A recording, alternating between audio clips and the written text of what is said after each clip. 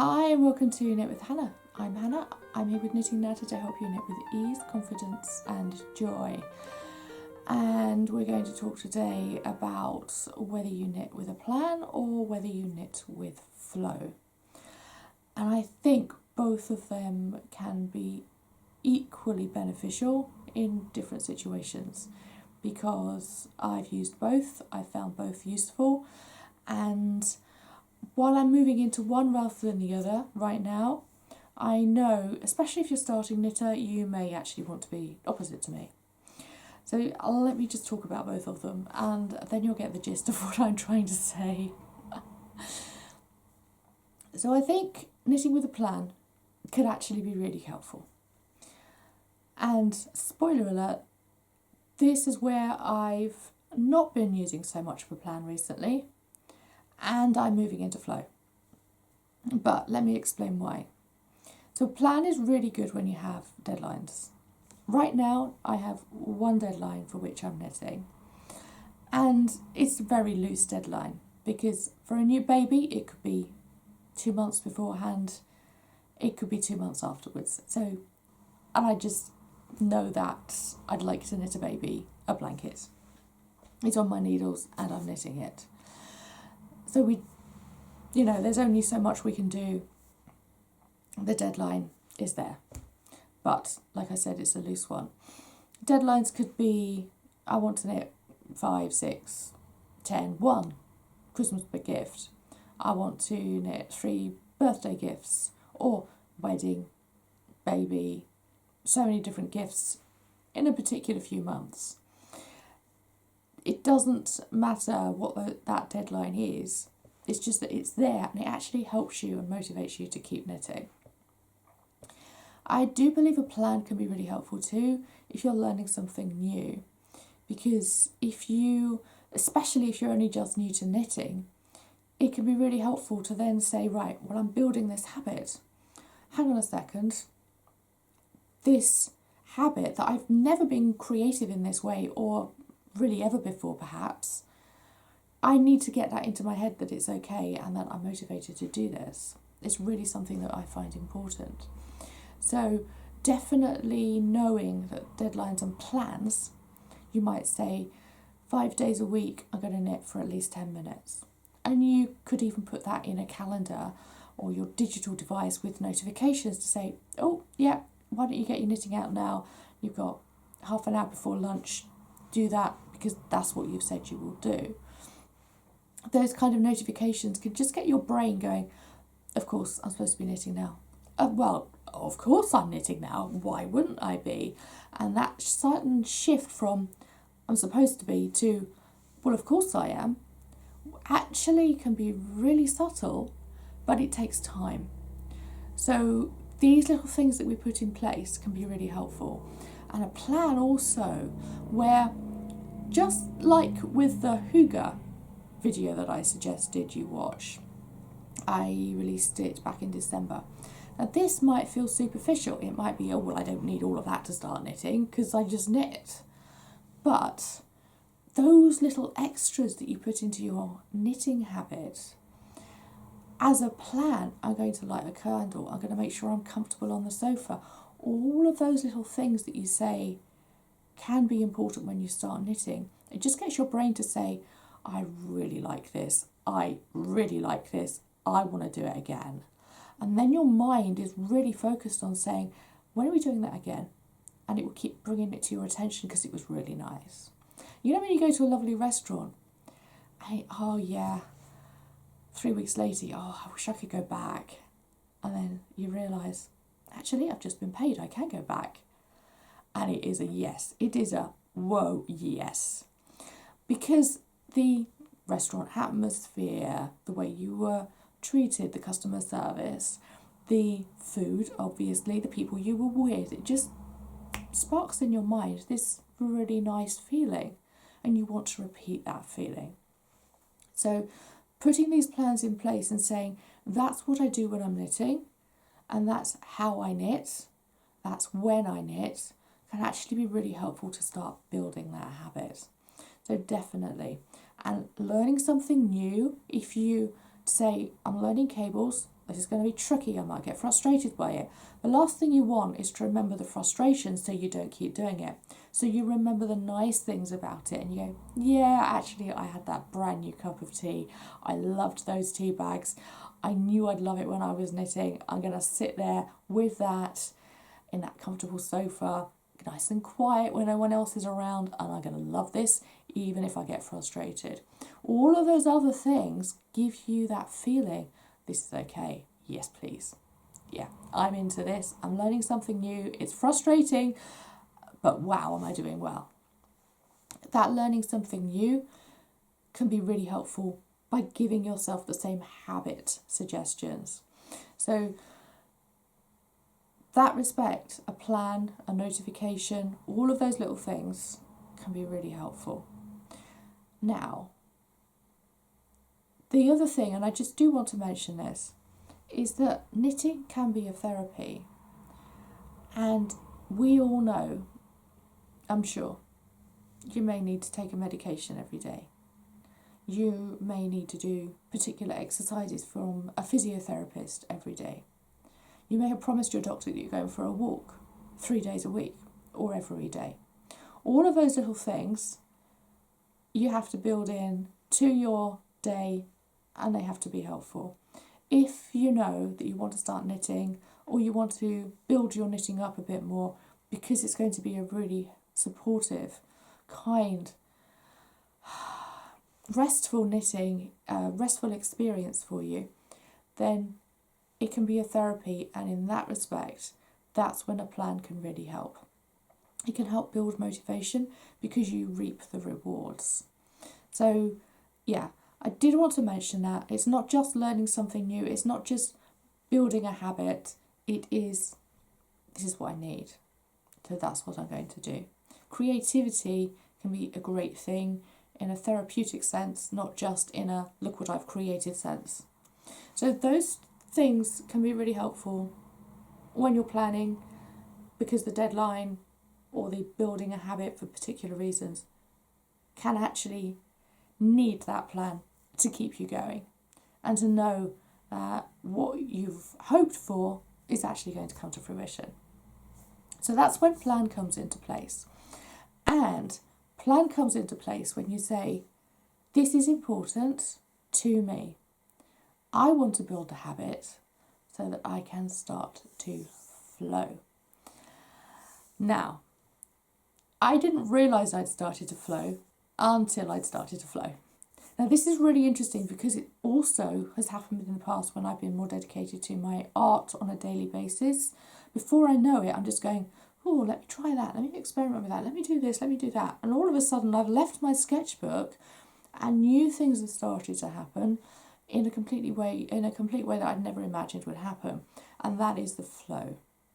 Also, the flow is, yeah, I need to knit for 10 minutes. Wow, 90 minutes has passed. That's an hour and a half. I wasn't expecting that. That is flow too, because you get into the zone. So when you already have a knitting, crochet, any other kind of creative habit, flow feels a lot easier. Flow is not something you need to aspire to, it's something that will happen. And do not sit there and go, oh, this isn't fair, she's suggesting something that I can't do. If to you this feels a bit out there and a bit woo-woo and a bit weird right now, if this doesn't feel like you yet, that's okay. I didn't even realise it was happening until it was happening. Until someone started talking about it and I thought, actually, yeah, that is me. Starting my business, I was very much, I have to follow this schedule, I have to do these things, that's important for business and that isn't. But now it's much more of a, I get up in the morning and I know what I need to do, rather than having it all written down, everything's there. I have a much looser plan and I can flow within it. This is what we can do with knitting. When you're not fixed to any obligations, this is possible too. If you don't have deadlines for the next 6 months, you could try flowing. And flowing might be, which yarn do I have in my stash? That would be interesting to experiment with. I could try knitting a pair of mittens with that. I'll try it. If I have to unravel, it won't matter.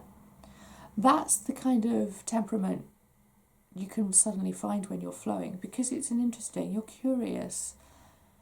Or part of knitting is just being a knitter and doing the knitting. It doesn't matter what comes out of it at the end, it's just being creative. So not being fixed to those obligations gives you the opportunity to say, what might happen? I don't know. And then you might be walking around town perhaps, and you see magazines in a shop and you go, oh, I wonder if there's a knitting magazine with a pattern I fancy knitting. That would be interesting. Before you know it, you're at home and you're knitting something. Because it's completely new, you just felt like it, that's flow. And then you're decluttering and you find a book. Oh, there's another pattern. I hadn't realised I had that, I'd completely forgotten it. And I've still got the yarn on my shelf. Let me just knit it. Because I feel like it. That's flow. It's not saying I have this routine that's all set up and I know what I'm going to knit next. I have to get a knitting kit so that I have everything I need and it's perfect for me. That, my goodness, is that helpful as an older knitter as well. Once in a while I need something to be easy. I don't want to be constantly going, oh no, I need the yarn, I need the needles, I need the pattern, everything's got to be right, what am I doing? I need that kit too.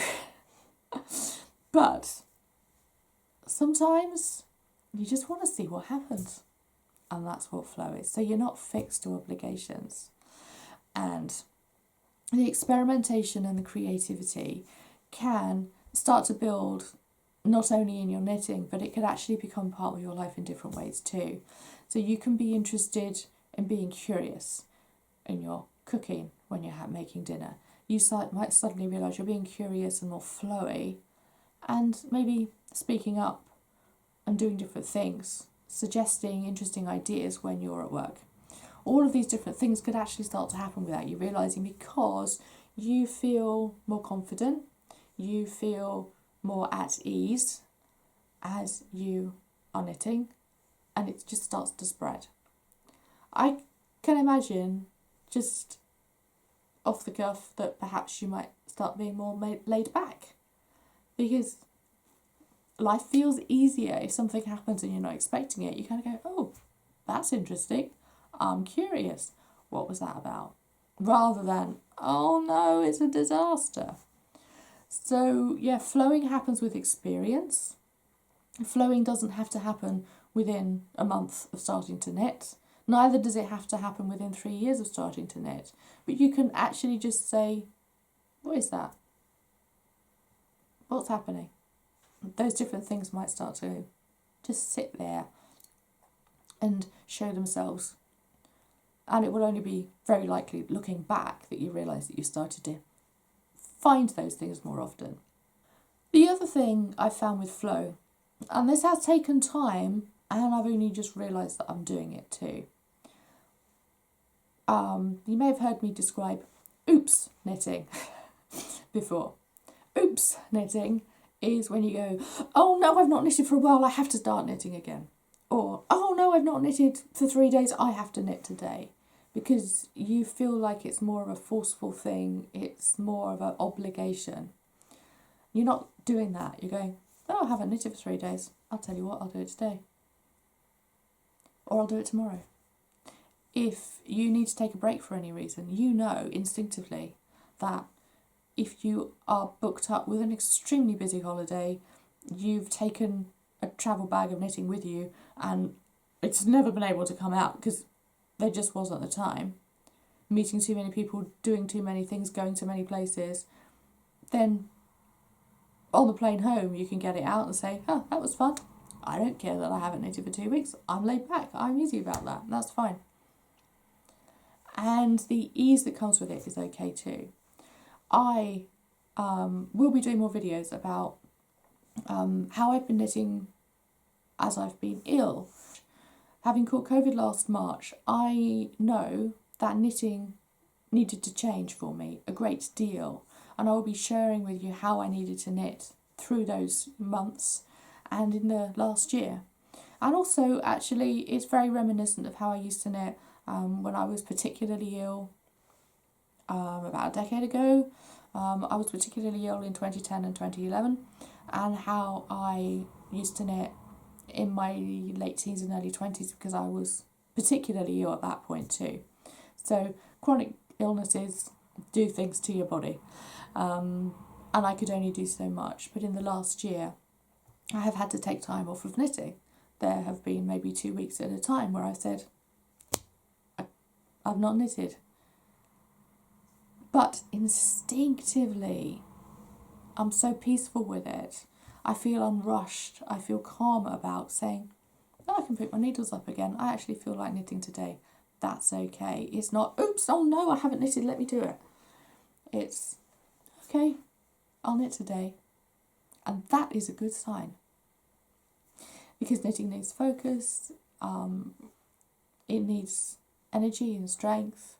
It needs focus in a way where if you're knitting a scarf, for example, with stripes, you need to realise that you're continuing to knit. Not that you're knitting 30 rows without thinking. So there are little ways that you need focus, but also you need the energy to sit up straight.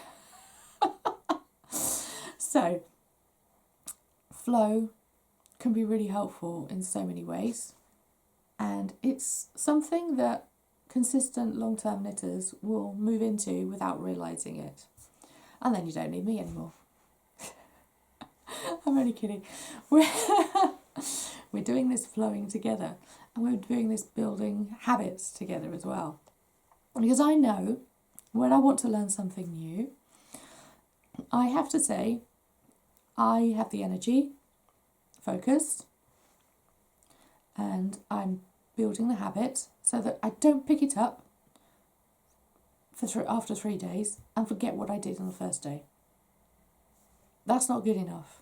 So when I build a new habit because I want to learn something new, then I have to pick it up consistently, daily. And when I was starting my new cable cardigan, I had to pick it up for about a week, every single day, knowing that I was getting back into the cable pattern. I'd knitted it before. Once I'd started and I was into it, it felt like muscle memory. It was easy peasy. But I cannot put it down for more than a couple of weeks. Otherwise, I have to really think and focus and do it at least for 3 or 4 sessions over a weekend to pick it up and really start knitting again. It's not a problem, I really enjoy that, but that has happened a couple of times since I started it. So definitely, there are times when learning something new, having a plan in place and knowing that you want to use the habit building suggestions. I'll link that video at the end of this video actually. That'll be a nice one for you. 7 ways to build a knitting habit. It's a really great way to say, I'd like to build this habit so I can move into flow. That's what we're, I think, looking for, because knitting is creative whether we think it is or not, whether we're using someone else's pattern or our own, whether we're using yarn that's suggested for us or we're substituting or just feeling like it because it works. While it is creative already, we're building something. We are creating something with a ball of yarn and a pair of needles. Wow. That's just astounding. Who would have thought? But you're making something from nothing. It's like making a loaf of bread from a bag of flour. Who would have thought? Yeah? So that creation gives you the motivation to keep knitting. But then the habit of it lets you move into flow, lets you move into creativity and the peaceful ease of it. So let's see whether those habits can actually help you say, yeah, I'm into this, definitely into this. And all of those things that I've talked about today, the reasons why we would plan and the reasons why or the ways we now start to flow, can all be started with that single thing.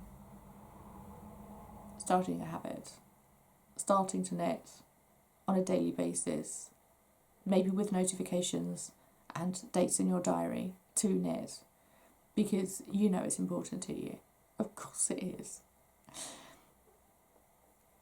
yeah, so that is knitting with planning and knitting with flow. I hope you've enjoyed today. Thank you for bearing with. And yes, there will be videos coming up about how I've knitted with long COVID and how I've knitted with my different illnesses in the past. But, oh my goodness, so many people knit for therapy, maybe because of arthritis. So many people knit because of just wanting some distraction from pain, or so many different reasons. So I will be here talking about some of that within the next month or two. I don't know exactly when I'll release those videos, but they will be coming up. I will see you soon. Bye for now. Happy knitting.